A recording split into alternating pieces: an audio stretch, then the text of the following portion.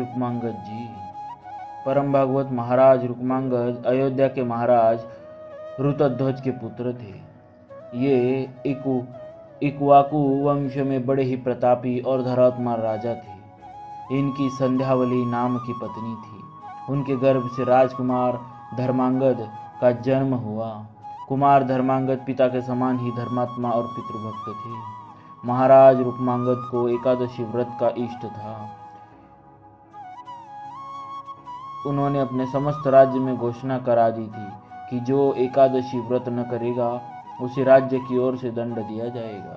अतः उनके राज्य में छोटे छोटे बच्चों, अति वृद्धों और गर्भिणी स्त्रियों को छोड़कर सभी एकादशी व्रत करते थे। एकादशी व्रत के प्रताप के उनके राज्य में कोई भी यमपुरी को नहीं जाता था। यमराज को बड़ी चिंता हुई।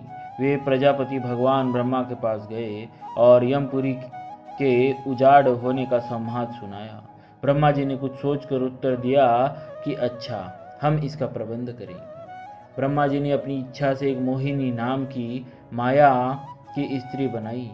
उसने प्रतिज्ञा की कि मैं महाराज से एकादशी का व्रत छुड़वा दूंगी। ऐसी प्रतिज्ञा करके वो हिमालय के रमणीक प्रदेश में चली गई। इधर महाराज राज्य करते करते थक गए थे। वे अपने पुत्र धर्मांगद को राज्य देकर और अपनी रानी को साथ लेकर हिमालय की ओर तप करने चले गए।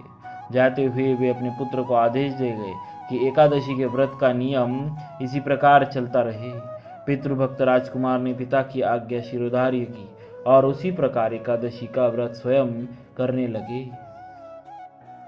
तथा समस्त प्रजा के लोगों से कराने लगे। महाराज रुक्मांगद जंगल में भी सदा एकादशी का व्रत करते थे। महाराज जहाँ तपस्या करते थे वहाँ मोहिनी गई और उसने अपने हाव भाव कटाक्षों द्वारा महाराज को अपने वश में कर लिया तथा अपने को ब्रह्मा जी की पुत्री बताकर अपनी कुलीनता का भी परिचय दिया। महाराज ने उससे विवाह करने का प्रस्ताव किया। उसने कहा, आप अपने नगर में चलकर मुझसे विवाह कर ले, किंतु शर्त यह है कि मैं जो कुछ कहूँगी वही आपको मानना पड़ेगा। महाराज ने मोहवश यह शर्त स्वीकार कर ली। वे मोहिनी को साथ लेकर अपनी राजधानी में लौट आए। उनके धर्मात्मा पुत्र ने विधिवत उनका स्वागत किया। महाराज को मोहिनी ने वश में कर लिया था, अतः उन्होंने उसकी सब बातें मानकर उससे विवाह कर लिया। संध्यावली बड़ी ही धर्मपरायणा पतिव्रता थी। वे बड़ी श्रद्धा से महाराज की तथा मोहिनी की सेवा करने लगी। उनके मन में तनिक भी सौतियाडाह नहीं था। महाराज उनके इष्ट देव थे। महाराज जिन्हें मानते हैं वह उनकी भी मान्य है। महाराज की जिसमें प्रसन्नता है उसे करने में वे अपना सौभाग्य समझती थी। इतना सब होने पर भी महाराज एकादशी व्रत को सदा नियम पूर्वक करते थे। एकादशी का व्रत उन्होंने नहीं छोड़ा। एक दिन एकादशी आई। महाराज व्रत रहे और विधिवत रात्रि जागरण करने को भी उद्यत हुए। मोहिनी ने कहा, महाराज मेरी एक बात आपको माननी होगी। महाराज ने कहा, मैं तुम्हारी सभी बातों को मानता रहा हूँ और मानूंगा, बताओ कौन सी बात। मोहिनी ने कहा, मेरी प्रार्थना यही है कि आप एकादशी का व्रत न करें, इसी में मेरी प्रसन्नता है। महाराज यह सुनते ही अवाक रह गए।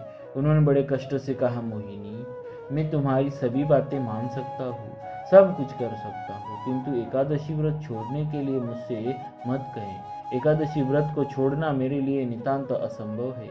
मोहिनी का, महाराज आप एकादशी व्रत रहेंगे तो मैं अभी मर जाऊंगी। मेरी यह इच्छा है, इसे आपको पूरी करना होगा। आप मुझसे विवाह के समय प्रतिज्ञा कर चुके हैं। महाराज ने कहा, तुम इसके बदले और कुछ भी चाहो मांग लो, बस एकादशी व्रत छोड़ने को मत कहो। तब मोहिनी ने कहा, अच्छा अपने इकलौते पुत्र का सिर दीजिए। महाराज बड़ी दुखी हुई। धर्मांगद को जब ये बात मालूम हुई तो उन्होंने अपने पिता को बहुत समझाया कि इससे बढ़कर सौभाग्य मेरे लिए क्या होगा। आप धर्म संकट से बच जाएंगे, माता की इच्छा पूर्ति होगी। यह शरीर तो कभी न कभी जाना ही है। यदि इसके द्वारा कोई महान कार्य हो जाए तो इससे बढ़कर इसका सदुपयोग और हो ही क्या सकता है। संध्यावली रानी ने भी पुत्र की बातों का अनुमोदन किया। पुत्र के कहने पर महाराज ज्यों ही अपने इकलौते पुत्र का सिर काटने वाले थे, ते ही भगवान विमान लेकर आए और महाराज को सब परिवार अपने लोक को ले गए।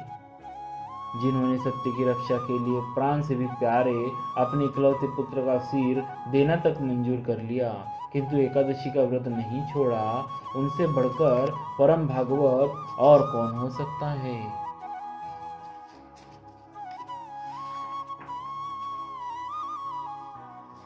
भक्त राजा रुक्मांगद का बाग अनेक प्रकार के सुंदर फूलों की उत्तम सुगंध से भरा हुआ था। इससे प्रभावित होकर स्वर्ग की अप्सराएं भी यहाँ आती थी। दैव योग से एक दिन एक अप्सरा के पैर में बैगन का कांटा छूट गया। इससे उसका पुण्य क्षीण हो गया। वह उड़कर स्वर्ग को न जा सकी, बाग में ही रह गई। प्रातःकाल बाग के मालियों से समाचार सुनकर रुक्मांगद जी बाग में आए। अप्सरा को चिंतित देखकर राजा ने पूछा, तुम्हें सुखी करने का क्या उपाय किया जाए।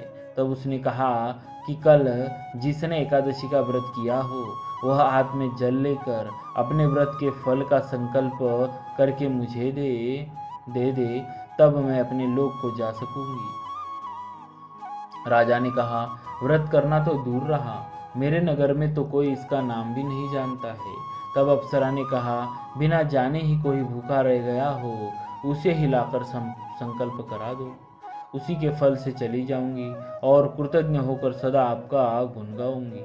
राजा ने अपने नगर में ढिंडोरा पिटवाया कि कल जिसने अन्न जल ग्रहण न किया हो, वह दरबार में आए, उसे इनाम मिलेगा।